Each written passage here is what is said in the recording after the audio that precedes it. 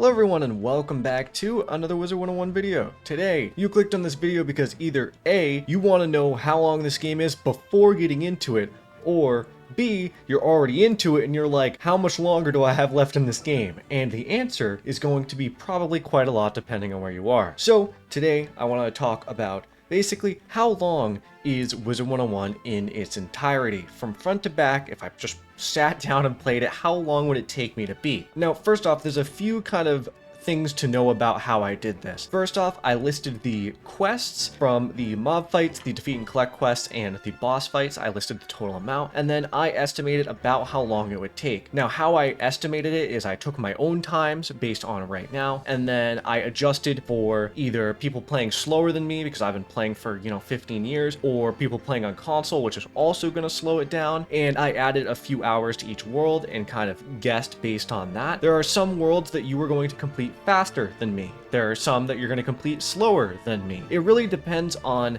how fast you're going and what your speed is. So if you're looking at these numbers and you're like, wow, that seems way too long, or oh my god, that's taking me way longer than this, don't worry about it. This is just an estimate on how long it's going to take you. Now, one last thing before I actually get into this, I got all of my data and my quests and whatnot from Final Bastion and actually the Wizard101 wiki. So I'm going to leave a link to not only the spreadsheet that I have all the information on, but also the Final Bastion page. And you guys don't need me to link the wiki. It's the Wizard101 wiki. It's all going to be in the description below. So if you want, you can go look at Final Bastion for a more in-depth quest guide and whatnot. But without further ado, enough preamble, let's get into the actual video itself. All right, so here we are. Old viewers will know this, but I am a big fan of using spreadsheets to display data that probably didn't need a spreadsheet. I very much enjoy this format because it's easy to see, it's easy to read, and I can share it in the description below. You guys can click on this and go to it anytime and look at all of this data, so you don't have to keep coming back to the video. I mean, you can, but obviously you can actually go to it yourself, save the link, and open it whenever you want. So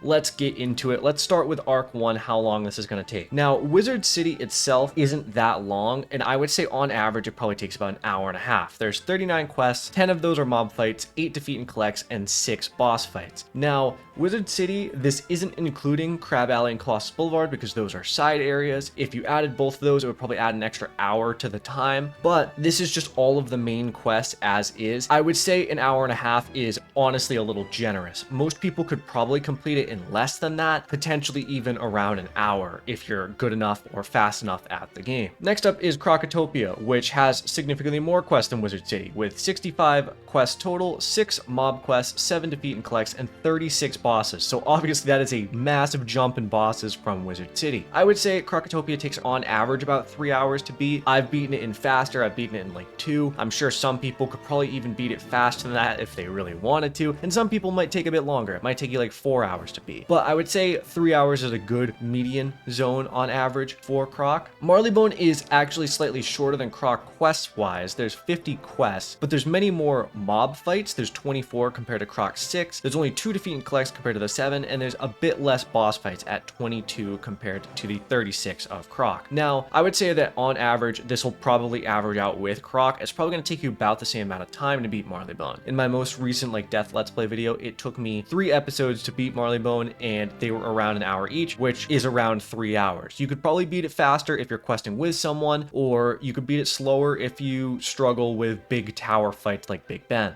Next up, we have Mushu with 88 quests, 10 of those being mobs, 6 defeat and collects, and 28 boss fights. Mushu is a bit longer, whether that's from all the walking that you have to do compared to, say, Marleybone, or there are longer dungeons than Marleybone and Croc. It does take a bit longer to beat, and there's obviously 30 extra quests. So I would say it takes about 5 hours to beat Mushu. It could take you around that. I would say 5 hours is, again, a little on the generous side. You could probably beat it faster than that. Finally, we have Dragonspire, which is the final world of Arc 1. It has 106 quests, 39 mob fights, 9 defeat and collects, and 35 boss fights. I would say that 7.5 hours is probably going to be maybe even a little on the faster side. I could have been a little bit more generous with this time probably and put it around 8 hours, but I think that realistically it's definitely not going to take you longer than 10 hours if you're sitting down and playing it front to back, but that is probably the average because Dragonspire does have quite a few more boss fights. There's quite a bit more walking, and there are quite a few towers, which towers tend to end up taking a little bit longer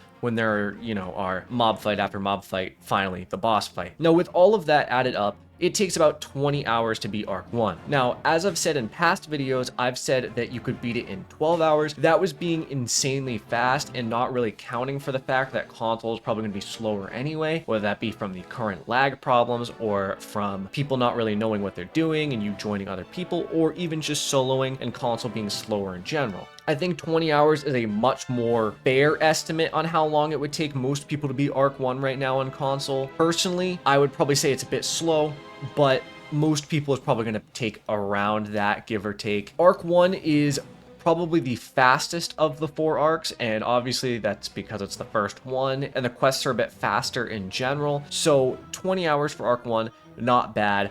Now let's get into Arc 2, which is going to be significantly longer. Arc 2 is a slog to go through because not only are there more quests compared to Arc 1, but the quests are quite a bit more dense. Now, Arc 3 and Arc 4, the quests are even more dense than Arc 2, but Arc 2 compensates for that by having more quests in general. So starting with Celestia, there are 101 quests in Celestia, 26 mob fights, 21 defeat and collects, which is a significant amount more than Arc 1. Defeat and collects in Arc 2 are much more prevalent than in any other arc. 26 boss fights for a total time of about 7 hours. Now, I would say that Celestia is slightly faster than Dragonspire, and that's mainly because you get enchants, so you get a sizable power boost compared to Dragonspire. On top of that, the teleporters are quite a bit more opportune than in Dragonspire and how Dragonspire works, so it ends up just going faster purely based on that. And then also Dragonspire has a lot more towers and whatnot compared to Celestia. Next up, we have Zafaria with 148 quests, 30 mob fights, 19 defeat and collects, and 24 boss fights. This takes about 8 hours. Now, you may be asking, why is it not that much more than Celestia? And that is mainly because in Zafaria, you're going to be having Waterworks gear, which is a significant boost to in Celestia, where you likely don't have Waterworks gear. And the reason why it's such an improvement is having that like 80% damage range is going to make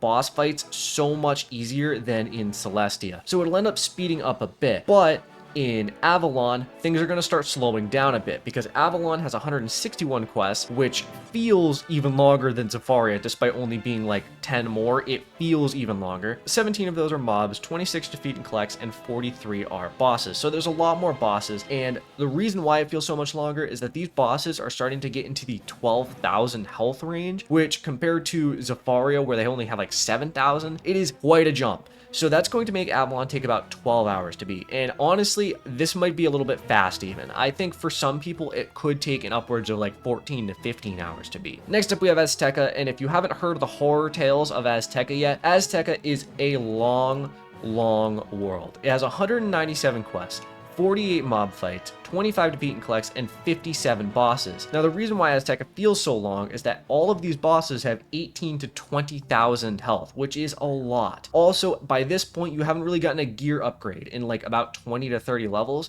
which it's starting to really feel like you haven't gotten a gear upgrade in that many levels. Azteca also has a lot of walking. The teleporters do not help at all because I don't think there are teleporters, so you're going to be walking quite a bit. I listed this at 16 hours, but again, that's probably being a little too fast. I think on console, it could take an upwards of like 18 to 20 hours to beat Azteca, and Chrysalis is going to be even worse than Azteca because Chrysalis has 277 quests, the most amount in this whole game and more than basically all of Arc 1 combined. I don't think it's more than all of Arc 1 combined, but it's basically the same. So one world versus one arc. That is how long Chrysalis is. Chrysalis has 88 mob fights, 30 defeat and collects, and 55 bosses. All of these bosses have 22 to 24,000 health. There is a lot of walking, and generally the quests are very dense. Some of these quests have like, potentially 2 to 3 mob fights per quest. I listed this at 20 hours because I didn't really want to inflate the number that much, but this could take up to like 30 hours if you're really, really slow. Chrysalis is where most people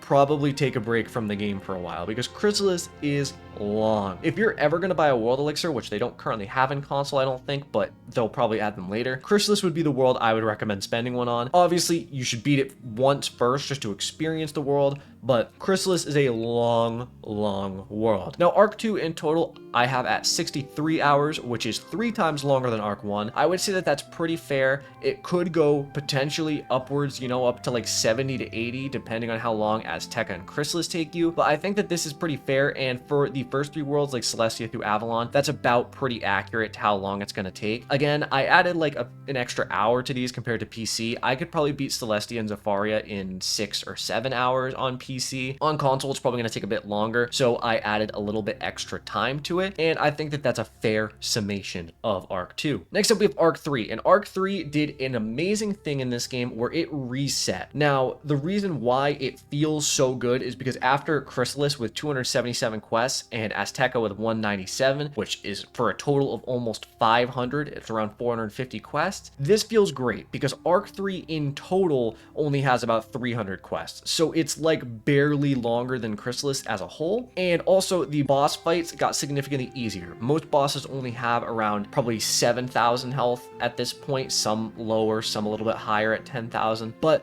Polaris fixed a lot. Polaris has 98 quests, 20 mob fights, 5 defeat and collects, and 38 bosses, so compare that to like Chrysalis, it's so much better. I would say Polaris takes about 7 hours to beat. It could take a little bit longer depending on like the Borealis Peak section of the game and how fast you do that, but Polaris is much, much faster than Chrysalis, and it feels like almost like a godsend compared to what you just experienced in Arc 2. Mirage, one of my favorite worlds in the game, has 115 quests, 52 mob fights, 13 defeat and collects, and 58 boss fights. This world is quite a bit longer than Polaris, but it's nothing compared to the longer worlds such as, the Arc 2 worlds like Avalon, Azteca, whatnot. You're probably going to beat it in about 10 hours. It's probably not going to take you that much longer than 10 hours to beat. It's not the longest world in the game, and it's kind of a dialogue heavy world, so if you're skipping through dialogue, you could probably beat it in faster than 10 hours. Finally, we have Imperia, which is the last world of Arc 3. Now, Imperia is an interesting world because it was released in 2 parts. Similar to Chrysalis, it was released in 2 parts, and it's an Arc finale world, so there is a lot of mob fights in this world. It's 150 quests total, 89 mob fights, so compare that to 150 quests, that is a lot of mob fights. 18 defeat and collects, and 42 bosses for about 16 hours total.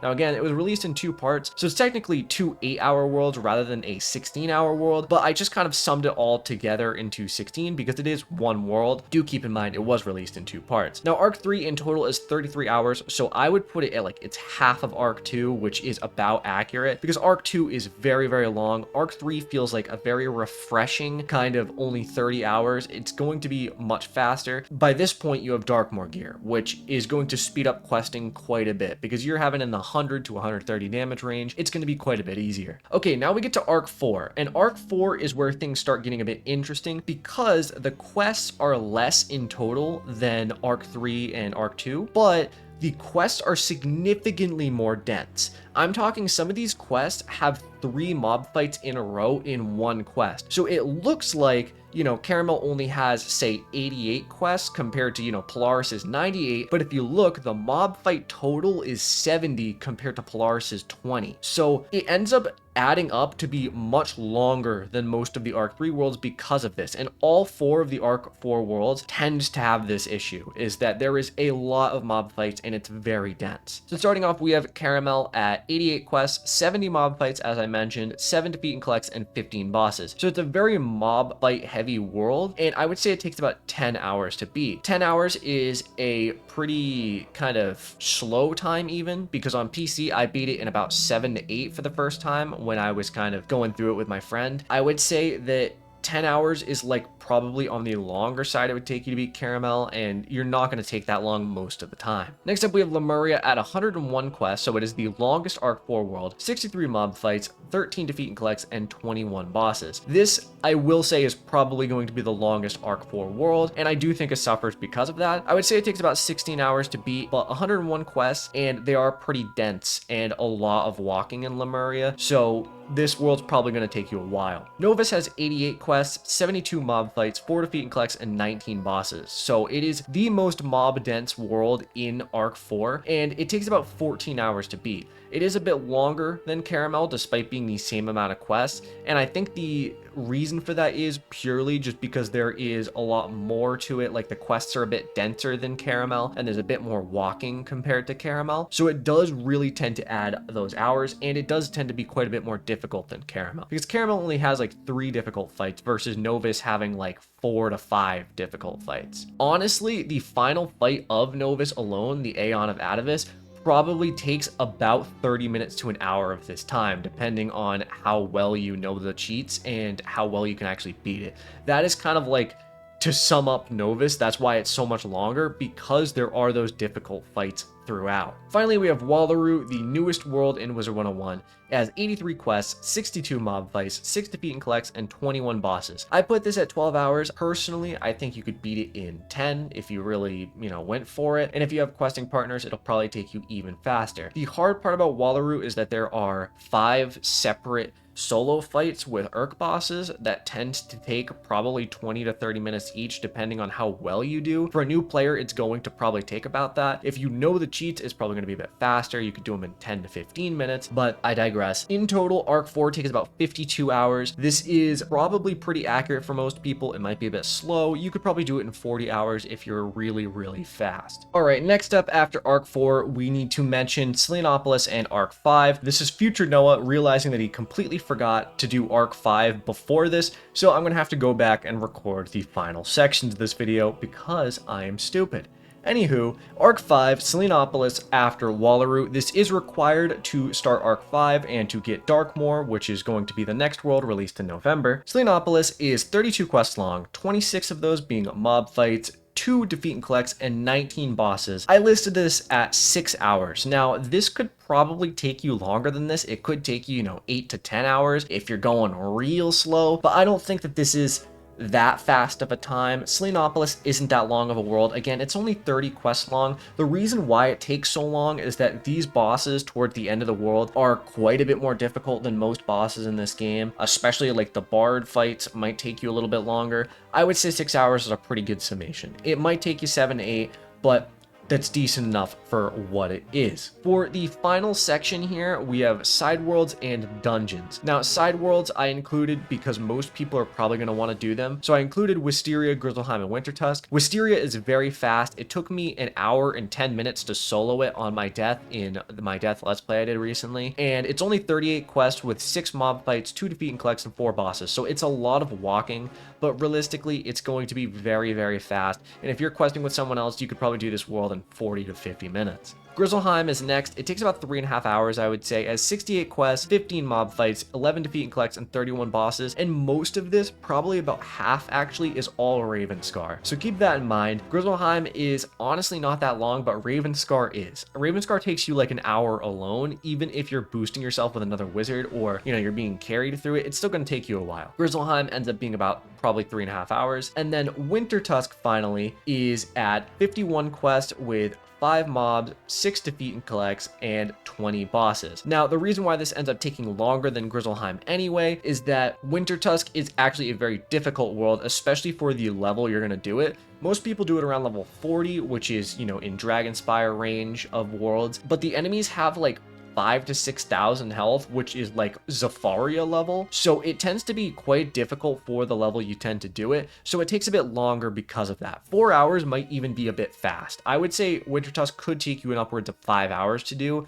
if you are going through it the first time at a lower level. Now, I just realized that I have this listed as 8 hours, but this adds up to 9. So let me add an hour to that because I can't do math. Finally, we have the dungeon section, and I thought I would just include this because most people are going to be doing Aquila, and definitely most people are going to be doing Darkmoor. Now, you don't have to do all of Aquila. You don't have to do Atlantia and Tartarus if you don't want to, but Mount Olympus alone has 5 quests. There are 3 mob fights and 3 boss fights in the dungeon, and it takes you an hour to do. I would say an hour is probably going to be the average on console. With a max level boosting you, you can get through it in probably about 30 minutes, but that is going to be with a max level. Right now, most people are going to be taking probably about an hour to do this, and if you're doing this with low levels, it's probably going to take even longer than an hour. So it is a long dungeon. Atlantia is slightly longer at an hour and a half, and then Tartarus is going to take you 2 hours. Even if you're boosting through it, it's still going to take you like probably an hour and a half to do. It is a long dungeon. Now finally we have Darkmoor, which is 6 quests long, and there are 2 mob fights and 8 bosses, and they all have very unique and kind of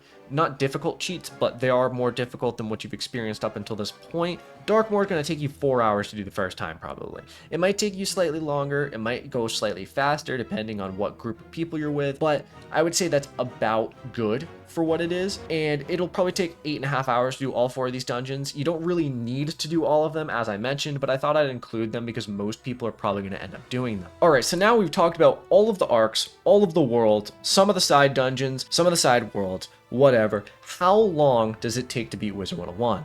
Well, if you add up all of these times, it takes about 191.5 hours to beat this game. Now, again, I will say, this is probably a bit slow for most people. Some people could probably beat this game in 150 hours if they tried. Now that would be if you're really fast at this game. 150 is going to be like probably the minimum. If you're beating it faster than that, you're probably being boosted by a max level, and let's be honest, are you really beating the game at that point? Who's to say? Now some people are going to be slower than this time. Some people it might take 200, 250 hours to beat, and that is if you're going real slow. I would say 191 is a pretty good average, and it's probably a little bit specific. Like let's just say 190 to be like a little bit nicer of a number. 190 hours is probably pretty accurate, and to compare that to like most modern AAA games, that's going to be much longer than most modern games. Like compare that to, you know, like some games that have come out recently, like I don't know, what's a game that's come out recently? Marvel Spider-Man 2 or like Jedi Survivor. Those are the last games I've played anyway that have come out recently. Those were like probably 40 hours, 50 hours total, and that's with doing all the side content, and this is not including the side content. You're getting a lot out of this game.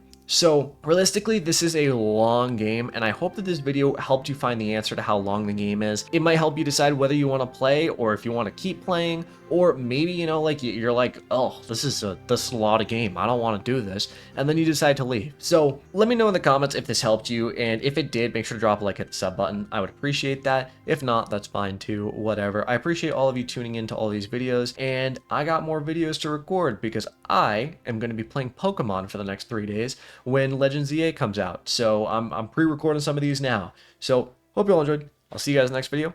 Have a fantastic day.